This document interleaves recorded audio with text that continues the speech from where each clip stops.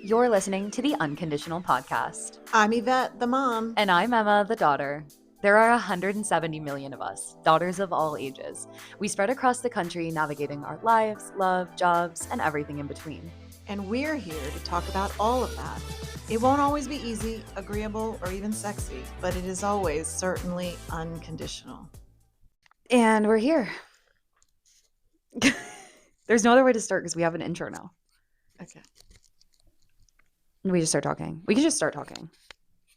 And then just... How was your weekend? The weekend was busy. So we obviously had the bridal shower, which was so beautiful. I mean, you and Lauren put together a fabulous event. My friend was able to host it at my mom's house, and it was just so beautiful and like well put together. Like there was a little bouquet stand and these really cute little like charcuterie board vibes. And the invite list was phenomenal. Obviously, it was all different women that love us. And however, I got home and realized I had no fun. And I was like, how could it be such a perfect day? And like I had such a terrible time. And I wouldn't say like terrible, like on paper it was absolutely perfect. But I think I realized that I spend a lot of time paying attention to what everyone else is feeling, doing, seeing, what's going on. Why do they look like that? Is that just RBF, or are they not happy to be here? Do they have to leave? Are you leaving soon? Like what's going on? So I think I just was paying so much attention to what everything else was going on and literally no attention to like what actually the point was. So it felt very rushed and like very exhausting. And so I got home and I looked at Taylor that night and I was like, I don't want anyone to take this the wrong way because it really was so beautiful and like truly perfect. However, I wasn't perfect and like I don't think I had fun. Well, and you pulled it off because during the event you felt very comfortable and natural, but I could tell that there was this undertone of anxiety. Yeah. And I think so many people, brides, experience that. And not even just for weddings, but for all kind of big events. I know that when I was recently given an award and the whole evening I was worried about, am I going to spill something? Am I going to be in the right place at the right time? And it wasn't until the end that I could breathe and I was seeing the Megatron with my face on it that I thought, wow, what a special night this was. Mm. But it's so much for us to miss if we don't stop and breathe it in, soak it in the moment. And I missed like a lot. Like I just don't think it was just a weird. I've actually never had that phenomenon happen. I'm pretty good at being in especially events. And I wonder maybe if it was because like I wasn't the host of it. Like I didn't really have any idea of what was going to happen. So it was just kind of like, oh, I'll show up. But then just showing up meant the whole time I was just showing up, like just my body was there. So I think, like, let's talk about what could others glean from that, right? So one choice I think is, are you there before people arrive or do you come in and make an entrance, right? Yeah. I don't know what I would have chosen. We didn't. So right, but maybe that's a conscious thinking ahead of time, right? Yeah. So for future brides or people in similar situations, things to consider. And sometimes it's a surprise, and this was not a surprise. No. I don't know that a surprise would have been. No, I think I would have cried. Like derogatory, like not in a good way.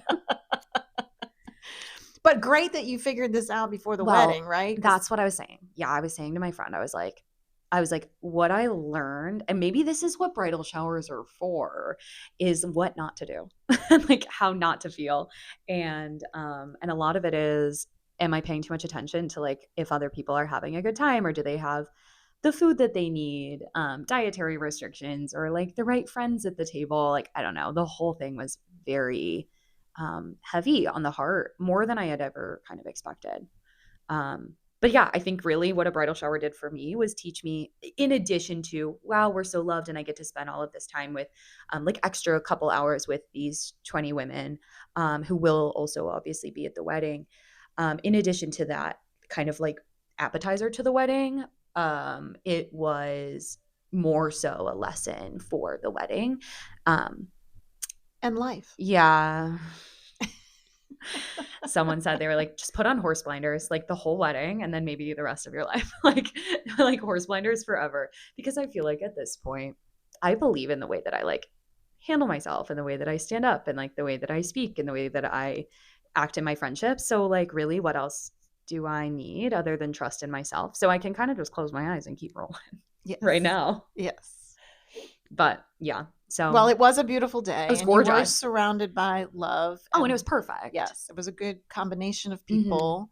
So yeah, and I like could not be more grateful. The event itself was beautiful. I mean, I couldn't have put on something that thoughtful. Like it was she's off the market theme, so there was like marketplace vibes and the bouquet stand and all the different like goodies, and Lauren made jam for everyone to take home and like homemade jam. All the flowers were local. Like it was very us, but it just wasn't, I like just didn't do what I needed to do. But when is the first, I mean, that's probably like the first time I've ever had anything like that. So and it's overwhelming. I mean, there were people there who came from far away, who you didn't know. Right. Yeah. Oh yeah. And there were people I didn't know.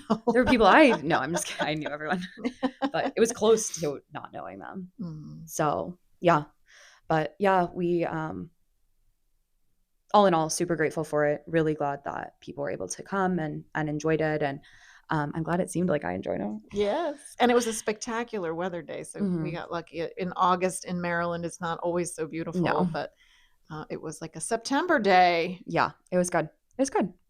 All around good. Well, I, over the last couple of days, Sunday and Tuesday, I got to spend some quality time with some close friends. And I'm just reminded of how important it is to be with your girlfriends. And when you are, things in life happen, you're busy, you get distracted by things. It's so grounding to be with them. So I hope that the friends that you had come to the shower and who are going to be at the wedding and who always show up for you in life continue to be that for you, because definitely it's just so important. No, I agree. And definitely, I mean, I think I'm finally at the point in my life where I feel that way about my friendships. I think you have good core friends. Agreed. And I've collected mine over my lifetime, so you'll keep having new ones. Totally. I'm sure. Very fun. Good stuff. So now let's talk about something you taught me. Probably a major impact in my life is this concept of boundaries. I can't believe I taught you that. You did. I mean, my generation, we didn't have anything that sounded like that at all. We were pretty much suck it up. You were boundaryless. We were boundaryless. So such an important life lesson for me. And as I listen to other mother-daughter stories, I recognize that boundaries might be one of the most important facets of what helps us in our relationship. Oh, interesting. So I think, and it's not to say that we don't overstep boundaries. I don't want the audience to ever think that we have this, perfection of a relationship that doesn't include challenges. Because we clearly have had our share of knockdown dragouts. I know there's stories about us screaming and slamming doors as younger people, but I think this boundaries is an important component. And what's interesting is when you were young, I want to say you were probably 6 or 7. We were fairly newly single. You came home and were in a mood and really mean to me. And I asked you, you would not have treated your dad that way. And so why did you think it was okay to come home and treat me that way? And you, in your tiny little face, little voice, said, because I know you'll always love me, Mom. And while I love that answer, and there was really no other response from me at that point, I know how to get them. I know how to make sure that there's nothing else to say. There was an ounce of manipulation, I'm sure. Oh, I'm sure. But I think that goes to unconditional, but also an important component that we've worked on is the boundaries that go with unconditional. Yeah. Right? Like, it's not okay, even if it's an unconditional love, to be mean to the other person. Right? Like, and I think that's important. Yeah. And I do see that, I think, a lot in parent-child relationships, Yes. like adult-child. I think both ways. Both too. ways. Oh, Yeah. for sure. Yeah, I think oftentimes it's like, oh, well, we're family, so this is how I talk to you. And like, oh, I speak to like all my family like this. Or yeah, I think there is a lot of kind of manipulative like ways that we bypass manners or bypass the way that other people can be treated just because, oh, well, it's blood or you're related. And like, for what it's worth, we are not very blood forward family people. We the idea of like blood is thicker than water is definitely not something that we feel in our small family. We just don't have a lot. Right. We've collected a lot of what we call family. Right. Adopted family. Yes. Yeah. So like, I think that the blood is thicker than water is bullshit, no matter which way you swing it, because I think oftentimes it's used to like pass boundaries, right? And to allow people to treat you in ways that you wouldn't let anyone else treat you outside of your family. But then once you're in family, it's like, oh, well, it's fine.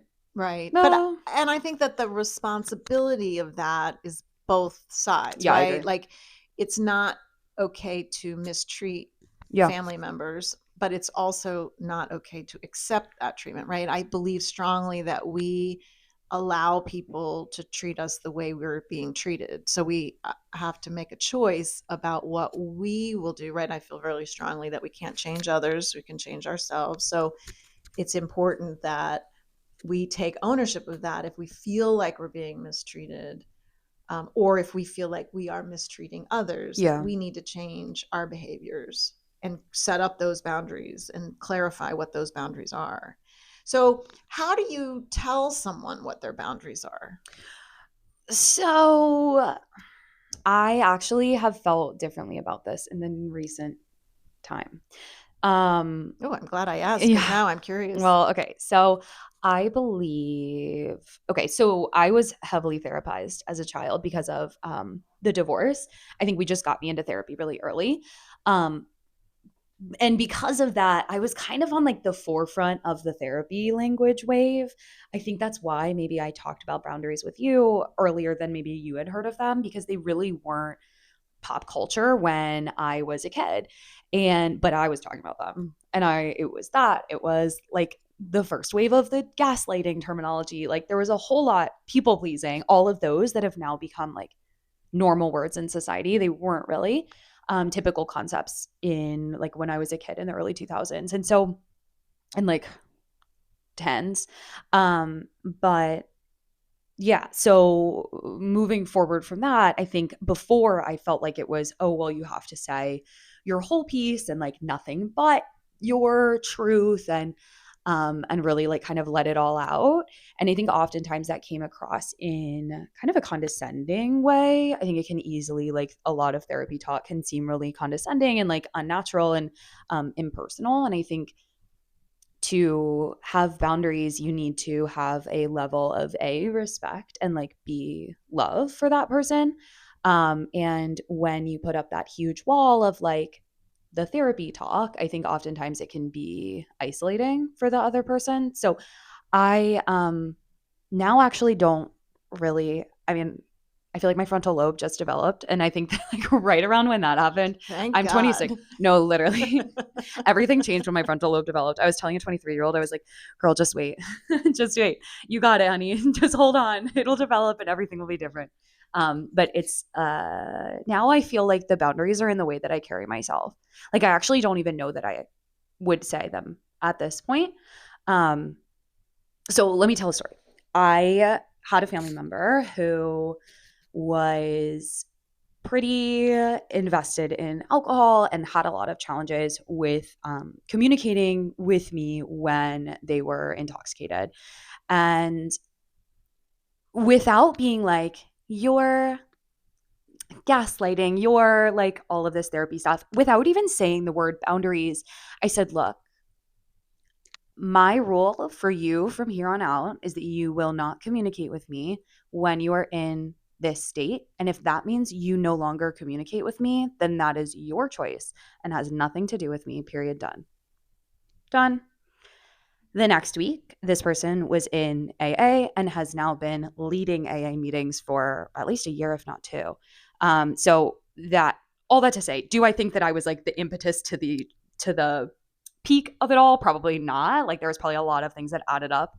But I do think like my ability to just say, look, like this is how I'm going to clean up my side of the street and then be done without making it this whole big circle of like what you've done and like what hurt me. It's just like, this is the rule and this is how we're laying it out. And if that serves you and if that works for you, then that's great. And if not, then I guess you'll have to change something. And so to me, it was so much less condescending because I was able to just hit it and then be done. And I think that's the way that I carry myself now.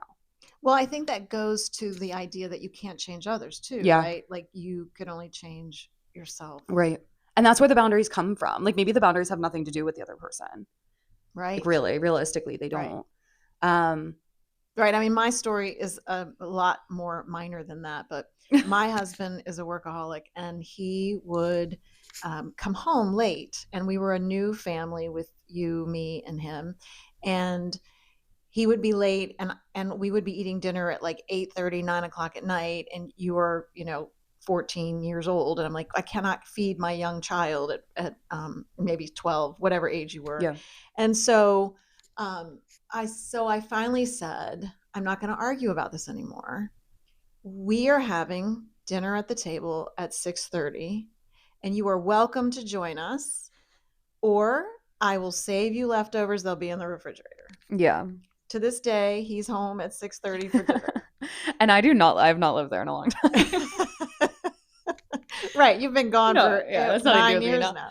So I didn't change him. Yeah. I changed me. And I think, so you reminded me of like, I think a lot of women, moms, family people will say something like that and they'll be like, I set a boundary.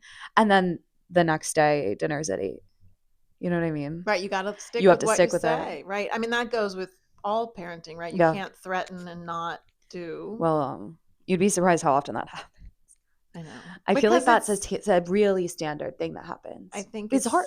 It's hard It's hard to stay. I mean, whether it's working with your spouse, your child, even your pets, right? When you're trying to train your pet, if you don't, it's confusing if you're not consistent. Yeah, totally. And I think like that it's also a really fast way to make sure you don't trust you either. Because I think a lot of boundaries, it has to come from a place of self-trust, right? Like, had I not trusted myself about this family member, like maybe I wouldn't have trusted my decision.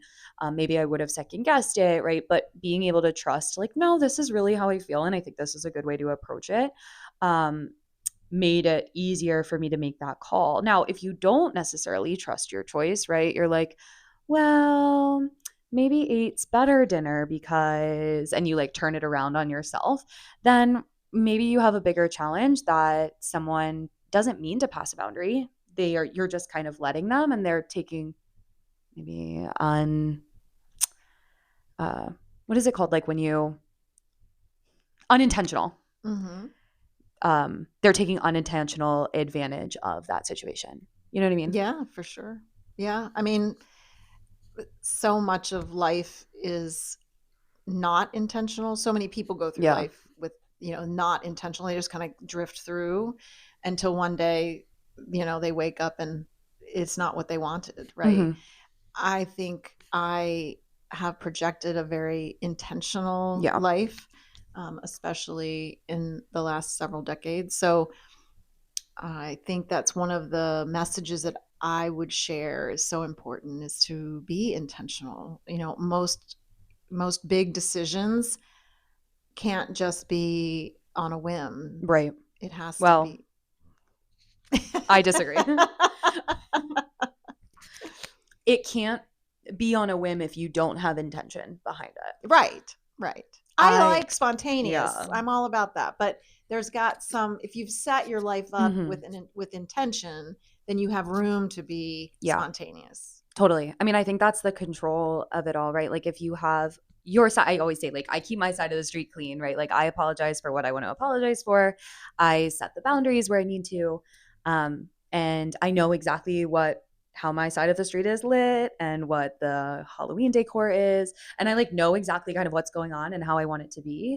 And then the other side of the street, it really doesn't matter to me, right? At that point, when your side is taken care of, then you can kind of let the other stuff slide off and your street can start to navigate and to evolve the way that you want it to. And I think that's based on all of that intentionality. Well, and I think that the mother-daughter boundaries get fuzzier because we're so close. We're so, I Yeah. mean, from, in Womb. vitro, right? Mm-hmm. We are bonded by a cord. And Yeah. that cord, although gets physically cut, never leaves. Right. And I think the maternal relationship, whether birth or not, the feminine relationship in your life is always going to be simultaneously heavy and light, right? Yes, Like I easy agree. and hard. Mm-hmm. And I think that those boundaries are more challenging. How do you feel like we have, I don't want to say better boundaries than other people, but like what have you noticed that sets us apart that you were kind of thinking of? Like I know we talked about how we as women set boundaries, but like how do you feel like we set them with each other or respect them without maybe setting them? That's kind of what I think maybe. Well, maybe some of it goes to the conversation we had in the last episode of not living vicariously through Mm, you, right? So, respect. yeah. And recognizing you are you Yeah. and I am me. And we are here to support and love one another. We don't always have to agree. We actually don't always agree. No. That's why we have a podcast. This would be really boring if all we did was say yes. But and I don't know that we're always good at holding our boundaries. I think we've gotten better. Yeah, I was gonna say I don't think I agree. I think today Yeah. in this chapter of This our week, month, lives, year, yeah. we're doing better. But maybe before your frontal lobe No, picture, my literal frontal lobe just popped in. She's that here. was maybe very difficult for me Me too. anyway. Because there's no logic. There's no It's really bad. So I think you've got to explain the frontal lobe. Do you think people don't understand the I frontal do lobe? think some people Okay. won't know. So the frontal lobe, and I am not Google, so you can feel free to do Psychology Today research on this because it is not me. And we're not here to spout facts, just opinions, actually. But it's the whole podcast.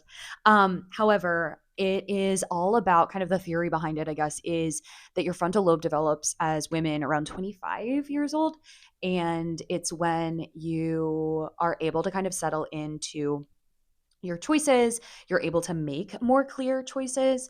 And like it's a lot less societal pressure, I think, like, because if you think survivally about the human race, up until you're 25, you're doing a lot of surviving, when we think about hunter gatherer and all of that. But once you hit about 25, you're able to sort of zen out a little bit and start thinking more towards, I mean, presumably like having babies and like making a family and reproducing. And so a lot of things that were important or kind of intense before the age of 25 are now like so meaningless to me. And I feel like the decisions that I make and like the clarity that I have are so much bigger. It's just like more relaxed. There's so much less going on in the noggin. Well, I think that part of the brain is focused on reasoning. Yeah. So your ability to reason Yeah. and manage all that content that's coming at you. Mm-hmm. And with your generation having much more content than our generation did, it makes sense that it would be more prevalent that you're aware of your frontal lobe development. Because I got to say, I don't think I recognized the moment I went from one to the other. Oh, I know exactly when I did. Okay, I Googled it for you, so you guys didn't have to Google. You're welcome. It's responsible for executive functions like planning, decision-making, and working memory, as well as personality, social behavior, there you go, and voluntary movement. So everything, it seems. But yeah, that frontal lobe just doesn't fully develop until later. It regulates your personality and your social interactions, which all of that tracks to me. So since then, our boundaries have been, They've been great. yes, we've been much better. I agree. I always said I wasn't trying to raise the best 5-year-old or 10-year-old or 15-year-old. I was trying to raise the best adult, and that I had to just manage through those first 25 years. And I'm really happy to be on the other side. Me too. Me too. Everything is better now. Just hold out. You'll be okay. Well, I think that's it. I think so. Keep it unconditional. Love you. Bye. Thanks for listening to the Unconditional Podcast. If this inspired you to spark conversation with a mother or daughter in your life, let us know. You can find our podcast wherever you like to listen, wherever you are.